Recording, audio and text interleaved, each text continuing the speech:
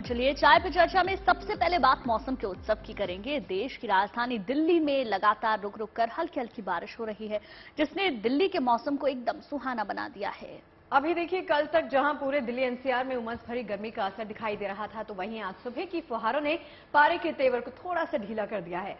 मौसम ठंडा हुआ तो इंडिया गेट पर सैलानी उमड़ने लगे। सिर्फ दिल्ली ही नहीं, मुंबई में गेटवे ऑफ इंडिया पर भी सैलानियों ने सुहाने मौसम का लुत्फ लिया है।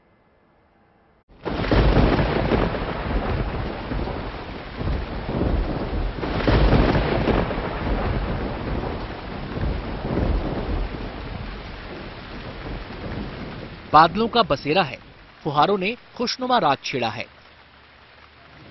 दिल्ली एनसीआर में सुहाने मौसम का डेरा है और जब मौसम इतना सुहाना हो तब बरखा रानी का स्वागत तो बनता है। क्या कनॉट प्लेस, क्या इंडिया गेट, हर जगह सैलानियों का जमावड़ा है। कहीं सेल्फी का सिलसिला चल रहा है तो कहीं सैर सपाटे के बीच खुशनुमा मौसम का मजा लिया जा रहा है। दिल्ली में रुक रुक के बारिश हो रही है, जिस वजह से दिल्ली का मौसम एकदम सुहावना हो गया। ठंडी हवाएं इस समय दिल्ली में चल रही है। अभी हम मौजूद है दिल्ली के इंडिया गेट में, जहां पे सैलानियों की भीड़ उमड़ पड़ी है। हमारे साथ कुछ लोग मौजूद हैं। मैम, कहाँ से आए हो आप? हम नेपाल से आए हैं। नेपाल से आए हो दिल्ली घूमने। अभी दिल्ली का मौसम बहुत अच्छा हो गया है, तापमान में कमी आई है। हाँ, बहुत सुंदर, अच्छे है। तो यहाँ पे लोग परिवार के साथ घूमने आ रहे हैं दिल्ली। अगर हम बात करें इंडिया गेट की, तो यहाँ पे देश और दुनिया से लोग घूमने आते हैं और दिल्ली वाले भी अब अपने घरों से बाहर निकल पड़े हैं, क्योंकि दिल्ली का मौसम बहुत अच्छा हो गया है। इंडिया गेट पर सैलानियों की बहार है। यहाँ मौजूद हर चेहरा चहक रहा है। लोग यहाँ खुलकर सुहाने मौसम में फुर्सत के पलों का लुत्फ उठा रहे हैं। दिल्ली का मौसम आज के लिए अच्छा है, बारिश आया, ठंडा है। और हमका प्लान है कि शिमला और मनाली जाने के लिए, सो एक दिन यहाँ रोक के दिल्ली सब घूमने के लिए यहाँ आया था। बहुत मजा आ रही है। अब जरा दिल्ली के दिल कनॉट प्लेस का नजारा देखिए। सुबह जब हल्की फुहारों ने दिल्ली को सराबोर किया, छुट्टी वाले दिन कनॉट प्लेस की रंगत भी निखर गई। जाहिर है लोगों को गर्मी से राहत मिली है। वीकेंड पर सैर सपाटे की प्लानिंग भी शुरू हो गई है। मौसम ठंडा ठंडा कूल कूल है, कितना मजा आ रहा है। देखिए हवाएं चल रही है हमारे आपके बाद। वैसे भी इतनी गर्मी होती है, किसी को पसंद नहीं होती गर्मी, तो बारिश हो रही है तो अच्छी बात है। अच्छा, क्या कुछ प्लान्स है कि आज मौसम अच्छा है तो कहीं घूमने जा रहे हैं? होपफुली बन जाएंगे कुछ प्लान्स शाम तक। बिल्कुल, शाम तक बनने वाले हैं प्लान, लेकिन मौसम ऐसा ही बरकरार रहेगा। ये बताइए, मौसम इतना सुहाना बना हुआ है, कैसा लग रहा है? बहुत अच्छा लग रहा है मैम। एक हफ्ते बाद रूम से बाहर निकला हूँ, नहीं तो गर्मी गर्मी हो रही थी। आज थोड़ा सा मौका मिला है कि थोड़ा सा हवा में थोड़ा घूमा जाए। यही कि बेटर है, यही कि अच्छा रहे। गुड न्यूज ये है कि दिल्ली एनसीआर में वीकेंड कूल रहने वाला है और झमाझम बारिश का दौर दिल्ली वालों को जश्न मनाने के मौके देता रहेगा। हल्की हल्की बारिश जो है वो फिलहाल देखने को मिल रही है। मौसम विभाग की माने तो आज दिन भर इसी तरीके का मौसम जो है वो फिलहाल बना रहेगा। चारों ओर बादल ही बादल इस वक्त जो है वो फिलहाल पूरे दिल्ली एनसीआर में छाए हुए हैं। मौसम विभाग की तरफ से येलो अलर्ट जारी किया गया है। 2 जुलाई तक मौसम विभाग की माने तो इसी तरीके का मौसम जो है वो फिलहाल बना रहेगा।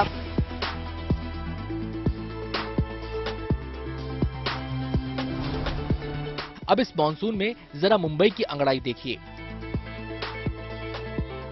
गेटवे ऑफ इंडिया सैलानियों से पटा पड़ा है। चाय की चुस्कियों के बीच सुहाने मौसम का लुत्फ लिया जा रहा है। स्नैक्स के भी कई ऑप्शन मौजूद हैं। गेटवे ऑफ इंडिया पर मानो सेल्फी की होड़ मची है। हर कोई इस खुशनुमा पल को संजो लेना चाहता है। जाहिर है देश का ज्यादातर हिस्सा मानसून की बरसात से गुलजार है। बेशक कुछ एक जगह लोगों को दुश्वारियों का सामना करना पड़ रहा है, लेकिन दिल्ली एनसीआर और मुंबई महानगर के लोग खुशनुमा मौसम का उत्सव मना रहे हैं। बाहें फैलाकर बरखा रानी का स्वागत कर रहे हैं। दिल्ली से नीतू झा, अनामिका गौड़ और सुशांत मेहरा के साथ पारस दामा, मुंबई, गुड न्यूज टुडे। देखिए, मॉनसून इन दिनों पूरे शबाब पर है। गर्मी से झुलसते लोग बदलते मौसम को एंजॉय भी कर रहे हैं, लेकिन इस बीच देश के कई इलाकों में भारी बारिश का अलर्ट है, तो कहीं मध्यम से तेज बारिश का अनुमान भी जताया गया है। बिल्कुल, गुरुवार को दिल्ली के आसपास के इलाकों में जिस तरह से बारिश का सिलसिला शुरू हुआ, वो मौसम विभाग के मुताबिक अभी कुछ समय तक जारी रहेगा। साथ ही उत्तर पश्चिम राजस्थान और पंजाब हरियाणा के दक्षिणी हिस्से में मानसूनी बारिश का इंतजार भी जल्द खत्म होने की उम्मीद है।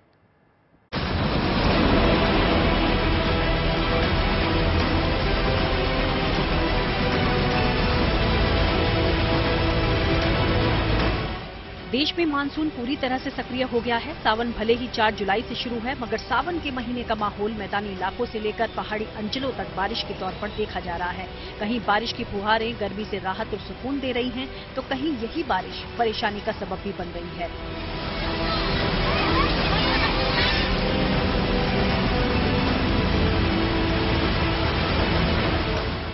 ये मानसूनी हवाएं कहीं झमाझम तो कहीं रिमझिम पानी बरसा रही हैं।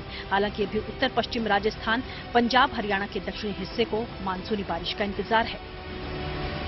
ईस्ट वेस्ट ट्रफ मीन जहां से लेके जहां से लेके राजस्थान तक ट्रफ बना हुआ है, मीन लो प्रेशर जोन बना हुआ है, वो काफी एक्टिव है, 1.5 किलोमीटर तक है। और जब भी जहां उसमें लो प्रेशर बनता है तो मानसून जो है वो काफी एक्टिव फेज में रहता है। आज भी वही सिनेरियो है। अगर आप सैटेलाइट पिक्चर में देखेंगे आपको बड़ा सा क्लाउड पैच दिखा जा रहा है आपको वहां पे मध्य प्रदेश में, जहां एक लो प्रेशर है और वो monsoon trough east west trough में एम्बेडेड है, उसी में लाई कर रहा है। और इसके प्रभाव से अगर आप बात करेंगे तो मध्य प्रदेश में heavy to very heavy rainfall activity आज की उम्मीद है और इसके बाद हैवी रेनफॉल रहेगी। राजधानी दिल्ली में गुरुवार सुबह बारिश शुरू हुई। दिल्ली के आसमान पर मानो बादलों ने डेरा जमाया हुआ है। मध्यम बारिश यहां हो रही है। मौसम विभाग की माने तो रविवार तक दिल्ली में बारिश का दौर जारी रह सकता है। इसके साथ ही उत्तर प्रदेश के कई इलाकों में भी बादल मेहरबान रहेंगे। आप देखेंगे एनसीआर दिल्ली में भी बड़ा सा क्लाउड पैच बना है, रेनफॉल एक्टिविटी हो रही है और ये भी इतना इंटेंस तो नहीं रहेगी, लेकिन लाइट मॉडरेट रेनफॉल आज रहने की उम्मीद है। इसके बाद लाइट रेनफॉल एक्टिविटी होने की उम्मीद है। जो पूरा हरियाणा, उत्तर प्रदेश, इसमें लाइट रेनफॉल रहेगी। इसके साथ इस राजस्थान में हो सकता है आने वाले 2 दिनों में heavy to very heavy rainfall रहेगी। वहीं मुंबई में मानसून अपनी रफ्तार में है। मध्यम से लेकर भारी बारिश यहां हो रही है। मौसम सुहावना जरूर है। ठंडी ठंडी हवाएं दिल दिमाग को तरोताजा भी कर दे रही हैं, मगर ज्यादा पानी बरसने से मुंबईकरों के लिए परेशानी भी यहां मुंह बाई खड़ी है। हालांकि इस मानसूनी दिक्कत से निपटने का बीएमसी दावा जरूर कर रही है। जहां मौसम विभाग ने शहर और उससे जुड़े कस्बों में मध्यम से तेज बारिश होने की संभावना जताई, तो वहीं दूर दराज के इलाकों में भारी बारिश का अलर्ट भी जारी किया है। मंगलवार से ही मानसून पूरे गुजरात में भी अपने पैर पसार चुका है। यहाँ लोग बाग गर्मी के ताप से निजात भी पा रहे हैं। घर में हो या घर से बाहर कहीं भी बारिश की फुहारों का आनंद भी लेने से नहीं चूक रहे। मगर गुजरात के लिए मौसम विभाग ने बारिश का रेड सिग्नल दिया है।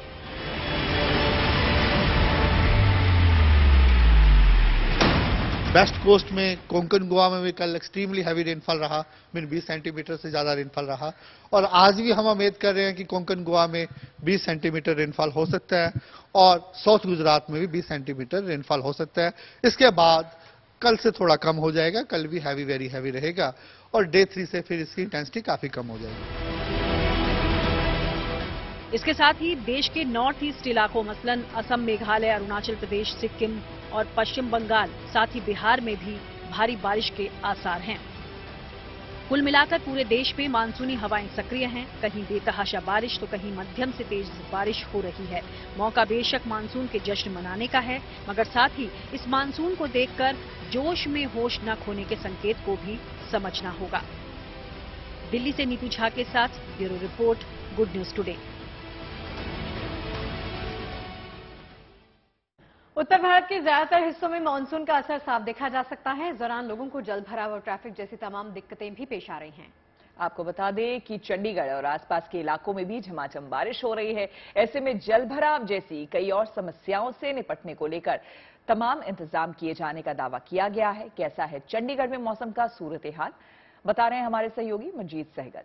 अगर मौसम की बात करें तो मौसम विभाग के अनुमान के मुताबिक इस महीने के अंत तक तेज बारिश होने के आसार हैं। मौसम विभाग ने येलो अलर्ट भी जारी किया है और वहीं चंडीगढ़ के साथ सटे हुए दूसरे शहरों की बात करें, चाहे वो मोहाली हो या फिर पंचकुला हो, वहां के प्रशासन के अधिकारियों ने भी अब बैठकें आयोजित करना शुरू कर दी हैं।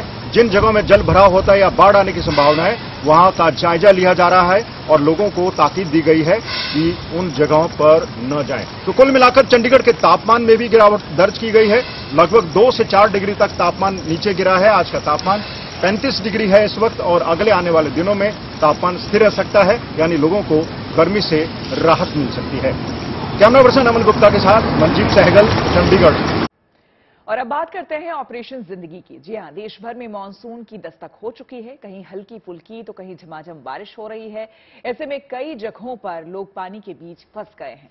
लेकिन सेना, एसडीआरएफ और एनडीआरएफ की टीमें लगातार लोगों को रेस्क्यू कर रही हैं। ये टीमें पानी में फंसे लोगों के लिए किसी देवदूत से कम तो बिल्कुल नहीं। एमपी से लेकर हिमाचल प्रदेश तक देखिए कैसे रेस्क्यू टीम्स लोगों की जान बचाने के काम में लगी हैं।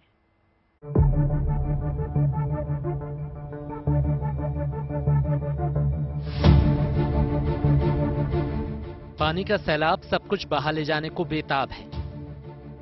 दूर दूर तक जहां भी नजर जाए सिर्फ पानी ही पानी दिख रहा है।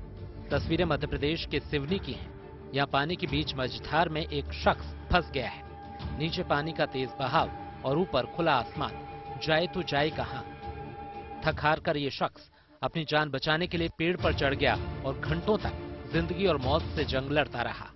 और जैसे ही इसकी सूचना प्रशासन को मिली, बीच मझधार में फंसे शख्स को बचाने के लिए वायुसेना के जवान देवदूत बनकर पहुंच गए और घंटों मशक्कत के बाद जवानों ने हेलीकॉप्टर से वैनगंगा नदी में फंसे शख्स को सुरक्षित बाहर निकाल लिया।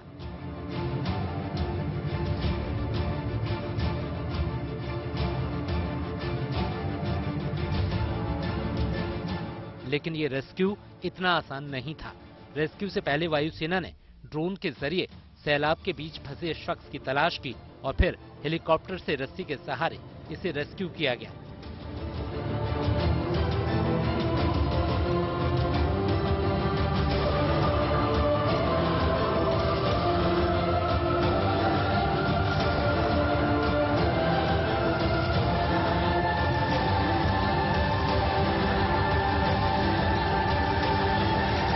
जो सबसे क्रिटिकल स्थिति में है वो एक टापू में है, शंभू कहार करके व्यक्ति है, 42 इयर्स का है। ये कुछ जानवर चराने के लिए और एक जानवर के पीछे वहां चला गया और अचानक से पानी आ गया तो फंस गया है। अब मध्य प्रदेश की ही ये दूसरी तस्वीर देखिए। ये इलाका नरसिंहपुर के नर्मदा नगर का है। यहाँ का भी मंजर कुछ ऐसा ही दिखा। सड़कें दरिया बन चुकी हैं, घरों में पानी घुस गया है, मानो पूरा इलाका पानी की आगोश में समा गया हो।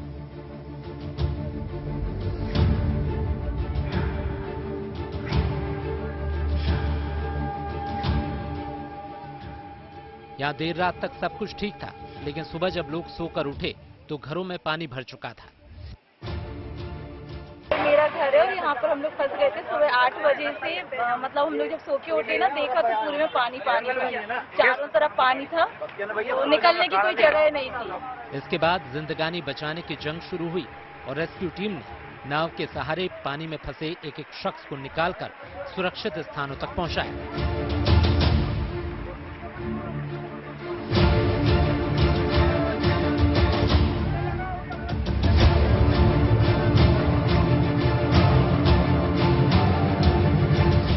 सिर्फ मैदानी इलाकों का ये हाल नहीं है, पहाड़ी राज्यों में भी हालात कुछ ऐसे ही हैं। तस्वीरें हिमाचल प्रदेश के चंबा की हैं। यह मंगली नाला अचानक उफान पर आ गया, जिसमें 100 से ज्यादा स्कूली बच्चे पानी की तेज धार के बीच फंस गए।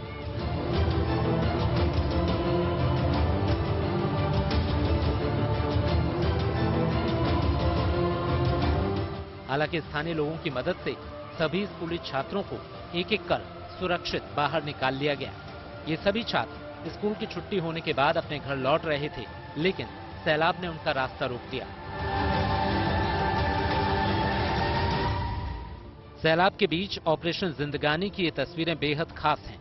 बाढ़ और बारिश के बीच सेना, एसडीआरएफ और एनडीआरएफ की टीमें मझधार में फंसे लोगों के लिए किसी देवदूत से कम नहीं है।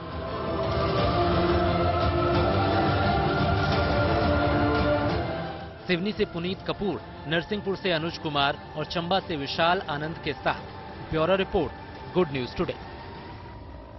दुनिया का सबसे ऊंचा शिवधाम यानी कि कैलाश मानसरोवर है, जहां बाबा भोलेनाथ के दर्शन बड़ी कठिनाई से होते हैं। लेकिन कैलाश मानसरोवर के दर्शन की मनोकामना अब अपने देश में ही पूरी हो जाएगी। यानी कि भोले के धाम के इस दर्शन के लिए अब शिव भक्तों को चीन पर निर्भर नहीं रहना होगा। दरअसल पिथौरागढ़ के ओल लिपू पास से अब कैलाश पर्वत के दर्शन हो रहे हैं। पिथौरागढ़ प्रशासन अब इस कैलाश दर्शन को शिव भक्तों के लिए और आसान बनाने की कोशिश में जुट गया है। देखिए रिपोर्ट।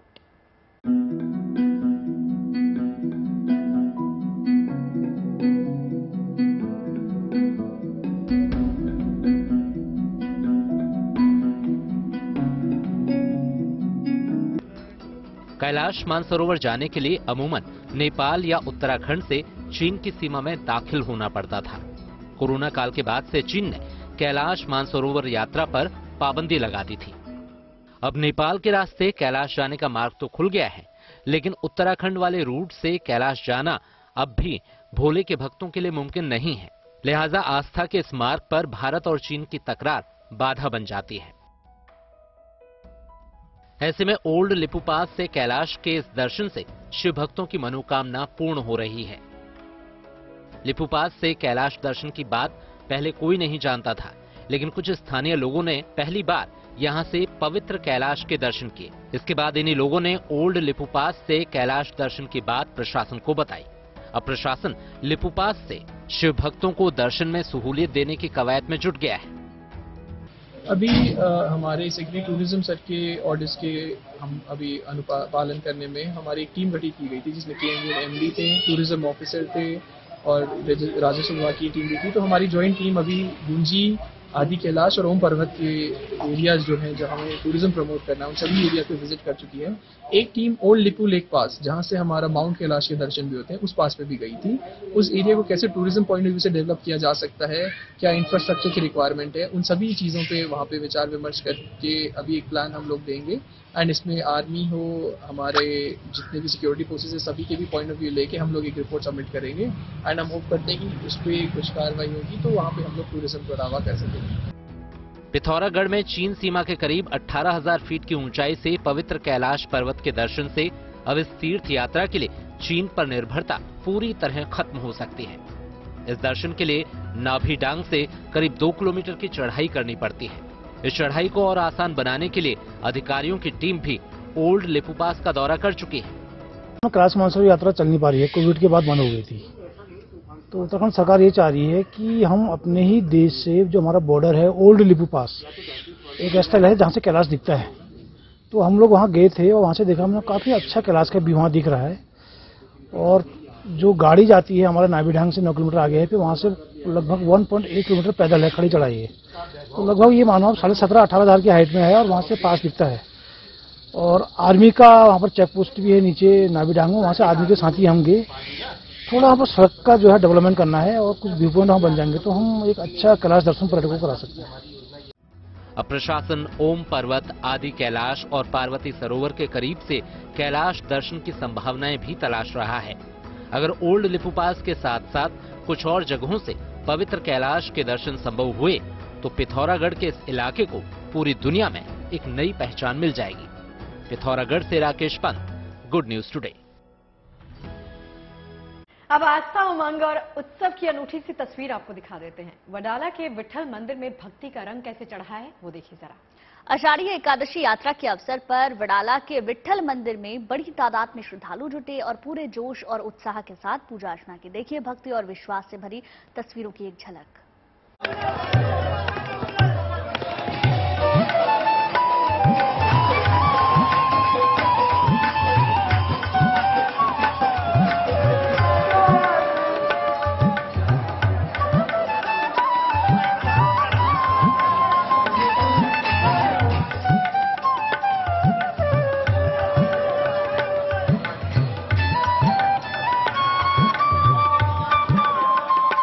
देश भर में आज ईद का त्योहार धूमधाम से मनाया गया। आपको बता दें, इसे ईद उल अजहा भी कहा जाता है।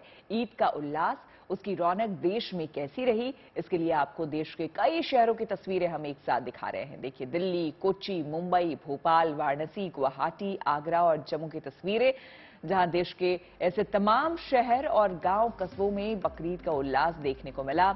ईदगाह समेत तमाम मस्जिदों में सुबह ईद की विशेष नमाज अदा की गई। नमाज अदा करने के बाद देश में अमन, एकता और खुशहाली के लिए दुआ की गई। लोगों ने एक दूसरे के वो गले मिले और बकरीद की मुबारकबाद दी। अब जल्द ही चंद्रयान 3 मिशन का इंतजार खत्म हो रहा है। भारतीय अंतरिक्ष अनुसंधान संगठन यानी इसरो ने लॉन्चिंग को लेकर अपनी तैयारियां पूरी कर ली हैं। बिल्कुल, यान को अंतरिक्ष में ले जाने वाले रॉकेट का निर्माण चल रहा है और खबरें हैं कि आंध्र प्रदेश के श्रीहरिकोटा के सतीश धवन अंतरिक्ष केंद्र से 12 से 19 जुलाई के बीच चंद्रयान 3 की लॉन्चिंग होगी। अगर यह मिशन सफल होता है तो दुनिया में आत्मनिर्भर भारत का डंका सुनाई देगा। 10, 9, 8 7, 6, 5, 4, 3, 2. We have ignition.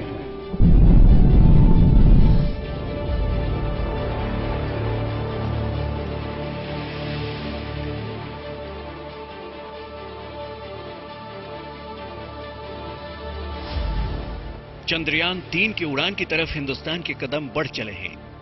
इसकी घोषणा इसरो प्रमुख एस सोमनाथ ने की। इसरो चीफ ने कहा कि आने वाले जुलाई महीने की 12 से 19 तारीख के बीच चंद्रयान 3 को लॉन्च किया जाएगा। यान पूरी तरह से तैयार है, सारी टेस्टिंग हो चुकी है, पेलोड्स लगा दिए गए हैं। Chandrayaan 3 spacecraft is fully integrated. We have completed the testing and also mated with the rocket compartment. That's called payload fairing. And we are building the rocket now. The rocket assembly is going on. Another 2 days, the rocket assembly will be completed. Then we go through a rigorous testing program. Then we'll assemble the Chandrayaan 3 on the rocket and we'll go for the launch campaign. So currently the window of opportunity is between 12th to 19th of July. Chandrayaan 3 की landing तकनीक को नए तरीके से बनाया गया है। इसरो ने स्पेस शिप को चंद्रमा तक पहुंचाने के लिए 3 हिस्से तैयार किए हैं, जिसे टेक्निकल भाषा में मॉड्यूल कहते हैं। चंद्रयान 3 मिशन में मॉड्यूल के 3 हिस्से हैं। प्रोपल्शन मॉड्यूल ये स्पेस शिप को अंतरिक्ष में ले जाने वाला पार्ट है। लैंडर मॉड्यूल ये शिप को चंद्रमा पर उतारने वाला हिस्सा है। रोवर मॉड्यूल यह चंद्रमा पर घूमने और जानकारी जुटाने वाला भाग होता है। चंद्रयान 2 में इन तीनों के अलावा एक हिस्सा और था जिसे ऑर्बिटर कहा जाता है। उसे इस बार नहीं भेजा जा रहा है। चंद्रयान 2 का ऑर्बिटर पहले से ही चंद्रमा का चक्कर काट रहा है। अब इसरो इसका इस्तेमाल चंद्रयान 3 मिशन में करेगा। चंद्रयान 3 के अंदर ऐसे यंत्र हैं जो रोशनी और खनिज की हीट के आधार पर चांद की स्टडी करेंगे। यही नहीं, चांद की सतह पर आने वाले भूकंपों की जानकारी भी इकट्ठा की जाएगी। चांद पर प्लाज्मा की डेंसिटी और उसमें आने वाले अंतर की भी जांच की जाएगी। इसके अलावा नासा की तरफ से भी इसमें passive laser retro reflector array लगाया गया है, जो चांद की सतह पर लेजर के जरिए रेजिंग स्टडी करेगा। अल्फा पार्टिकल एक्सरे स्पेक्ट्रोमीटर और लेजर इंड्यूस्ड ब्रेकडाउन स्पेक्ट्रोस्कोप लगा है। ये दोनों मिलकर लैंडिंग साइट के आसपास के खनिजों, मिट्टी और उनके रासायनिक मिश्रण का अध्ययन करेंगे। चंद्रयान 3 को आंध्र प्रदेश के श्रीहरिकोटा स्थित सतीश धवन अंतरिक्ष केंद्र से प्रक्षेपण यान मार्क 3 के जरिए भेजा जाएगा। अगर चंद्रयान 3 का लैंडर चांद पर उतरने में सफल होता है तो भारत ऐसा करने वाला चौथा देश बन जाएगा। इससे पहले अमेरिका, रूस और चीन चंद्रमा पर अपने स्पेसक्राफ्ट उतार चुके हैं। Bureau report, good news today. अमेरिकी H-1B वीजा धारकों के लिए एक अच्छी खबर है कि वो अब कनाडा में भी काम कर सकेंगे। इससे उनके परिवार को भी फायदा होगा। कनाडा के इमिग्रेशन मिनिस्टर सीन फ्रेजर ने घोषणा की है कि सरकार 10,000 अमेरिकी H-1B वीजा धारकों को देश में आकर काम करने की अनुमति देगी। इसके लिए ओपन वर्क परमिट स्ट्रीम बनाया जाएगा। ये एक नया वर्क परमिट होगा जो अमेरिका के H-1B वीजा धारकों के लिए कनाडा सरकार उपलब्ध कराएगी। अंतर्राष्ट्रीय पटल पर भारत की छवि लगातार मजबूत हो रही है। इसकी ताजा मिसाल है संयुक्त राष्ट्र का फैसला।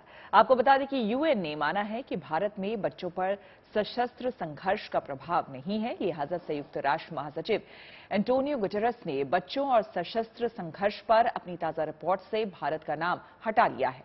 एंटोनियो गुटेरेस ने कहा है कि भारत सरकार ने बच्चों की बेहतरी और सुरक्षा के लिए कई कदम उठाए हैं। यूएन की इस रिपोर्ट में सशस्त्र संघर्ष का बच्चों पर प्रभाव पड़ने वाले मुल्कों की लिस्ट में बुर्किना फासो, कैमरून, लेक चाड बेसिन, नाइजीरिया, पाकिस्तान और फिलीपींस का नाम शामिल है। देखिए, देश की स्मार्ट और प्लान सिटीज में शुमार चंडीगढ़, जहां एक नई पहल की गई है। दरअसल ये पहल शहर के कई बस स्टॉप पर बने बस क्यू शेल्टर को लेकर हुई है, जिसे मॉडिफाई किया जा रहा है। जी हाँ, दरअसल यात्रियों को अपने डेस्टिनेशन तक पहुंचने में किसी प्रकार की कोई दिक्कत ना हो, इसको लेकर चंडीगढ़ इंजीनियरिंग विभाग में लगभग 209 बस शेल्टर्स का निर्माण शुरू किया है। इससे यात्रियों को यात्री सूचना स्क्रीन के जरिए बसों के आने जाने का वक्त, कितनी देर में बस उस बस क्यू शेल्टर में पहुंचेगी, उसकी सारी जानकारी मिल जाएगी।